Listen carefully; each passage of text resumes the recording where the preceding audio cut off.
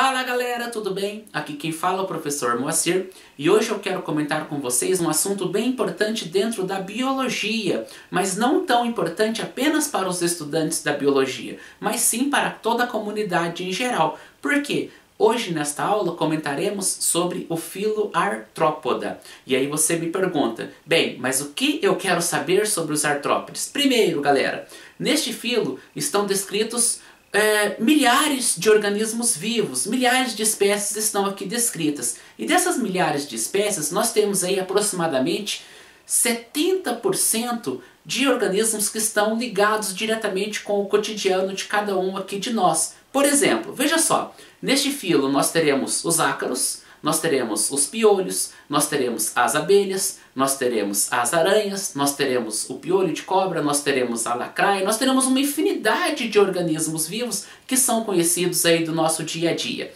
ok?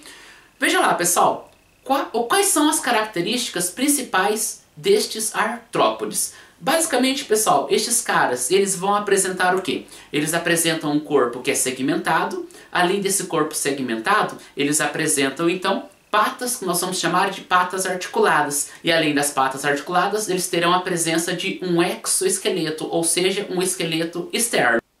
Quais são as classes pertencentes ao filo dos artrópodes? Então nessa classe, pessoal, nós teremos os crustáceos, nós teremos os quilópodes e os diplópodes, nós teremos aqui os insetos, que é o maior grupo citado, e nós teremos aqui os aracnídeos. E é sobre os aracnídeos que nós vamos então frisar todo o conteúdo desta aula.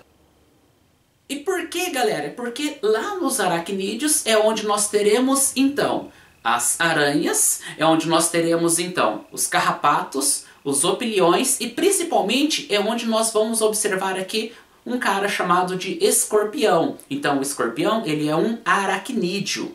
E este cara, galera, o escorpião, ele tem causado aí diversos transtornos nos últimos tempos, principalmente em casos de acidentes que envolvem crianças, idosos e pessoas debilitadas. Mas quem é esse escorpião? O escorpião, pessoal, é um cara que pertence ao filo artrópoda. Dentro da classe dos aracnídeos, são chamados de quelicerados. E por que são chamados de quelicerados? Porque eles apresentam estruturas no formato de gancho que servem para capturar a presa. E além disso, vem acompanhado com eles uma glândula inoculadora de veneno. Bem, são venenosos? Existe aí aproximadamente 1.500 espécies descritas. Dessas 1.500 espécies descritas, o que nós temos? Aproximadamente 25 são as mais perigosas. Mas de forma geral, o que observa-se também, pessoal, é a resposta imunológica do indivíduo. Então dessas 1.500 espécies com 25 citadas como perigosas, observaremos ainda a resposta imunológica do indivíduo, assim como acontece nas picadas de aranha. O veneno desse cara, galera, ele é composto de 69% de componentes proteicos e a ação, ela é uma ação neurotóxica. Como que é injetado? É injetado através do ferrão com auxílio de músculos que vão impulsionar o mesmo. Pessoal, alguns escorpiões têm hábito noturno, outros não têm, então nós não podemos generalizar aqui todo este grupo. O que acontece? Estes caras, eles comem aranhas, eles comem baratas, eles comem grilos e eles têm também ali uma parte chamada de canibalismo, ou seja, da mesma espécie eles podem ali se confrontar. E aí para capturar a presa, ele agarra a mesma com a pinça presente nos seus palpos e se não for suficiente, ele utiliza ali a sua glândula de veneno. Estes caras, pessoal, eles podem viver até 6 meses sem alimentação, então é um tempo bem prolongado. Mas quem são os predadores naturais aí desse escorpião? Nós teríamos então, pessoal, o rato, nós teríamos o coati, nós teríamos as aranhas, nós teríamos algumas aves, nós poderíamos citar aqui algumas formigas, nós poderíamos citar ainda a aranha, ou seja, eles têm predadores naturais no meio.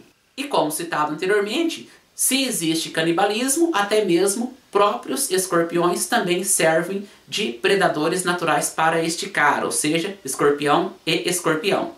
Pessoal, tem acasalamento entre macho e fêmea? Tem acasalamento entre macho e fêmea, mas existem algumas espécies que podem se reproduzir por uma reprodução chamada de partenocarpia. Pô, mas o que é essa reprodução, esse nome que eu comentei anteriormente? nada mais é do que uma espécie onde você não observa os machos, ou seja, a fêmea ela consegue produzir novos escorpiões sem que seja necessário ali a presença do macho. Causam acidentes no Brasil? Causam. Infelizmente são aracnídeos que causam aí um certo incômodo, né? Causam uma dor de cabeça, em alguns casos eles podem ser até letais quando entrar em contato com o indivíduo, correto?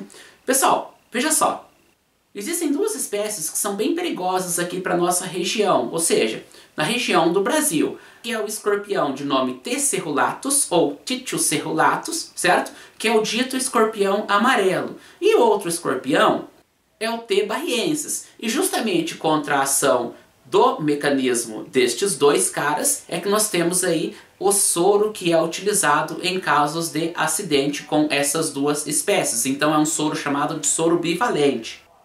São perigosos? São. E para piorar, pessoal, é justo esse escorpião amarelo que ele pode se reproduzir aí sem a presença do macho. Então a fêmea ela pode produzir entre 20 a 30 escorpiões que em pouco tempo eles já chegam ali à sua maturidade sexual e reiniciam todo o ciclo. Onde que esses caras vivem? Bem, eles podem viver nas pedras, eles podem viver nos troncos, na cidade eles podem viver em terrenos baldios. Muito importante isso aqui, hein, pessoal? Terrenos baldios. Ou ainda, pessoal, eles podem viver no meio de entulhos, como por exemplo, a situação onde você observa madeiras, observa-se ali telhas, observa-se tijolos e tal. Então eles podem viver facilmente, eles conseguem se adaptar muito bem ao ambiente urbano, infelizmente. Como prevenir contra estes caras? Primeira coisa, pessoal, é manter aí o terreno organizado, ou seja, evitar o acúmulo de entulhos, evitar telhas, evitar tijolos, evitar ali alimentos orgânicos espalhados ali pela casa ou pelo quintal, porque esse aí, pessoal, seria o habitat ideal para ele. Geralmente, pessoal, onde observa-se muitas baratas, eles estão lá também, porque eles adoram comer as baratas. Então, neste caso, recomenda-se fechar os ralos, fechar, então, todos os espaços vazios que você observa, verificar os calçados, verificar a roupa. E quando for manipular esses entulhos, usar luvas protetoras. Mas o que fazer em caso de acidente, pessoal? Veja só, como são peçonhentos, estes caras causam uma dor que é bem irritante.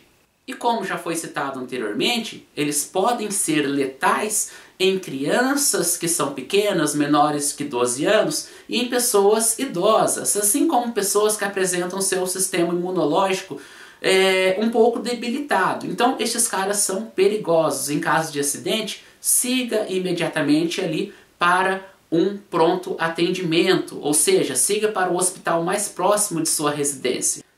Ao avistar um escorpião em casa, pessoal, não tente manipular.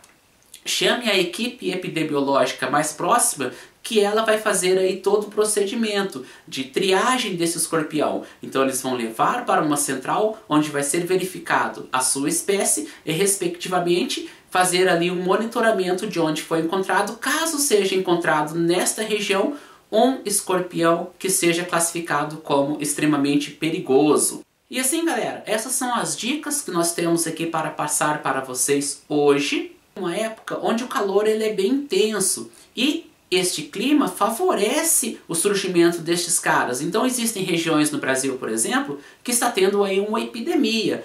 Ou seja, todos os dias existem acidentes. Infelizmente, algumas vezes esses acidentes levam a situações onde o indivíduo pode morrer. Mas galera, se cada um fizer a sua parte, se limpar os quintais, não deixar então o acúmulo de sujeira, lixos orgânicos, né? Então se cada um pensar de uma forma consciente, vamos então conseguir vencer essa epidemia. Galera, esta foi a dica de hoje e aguardo vocês aí até a próxima.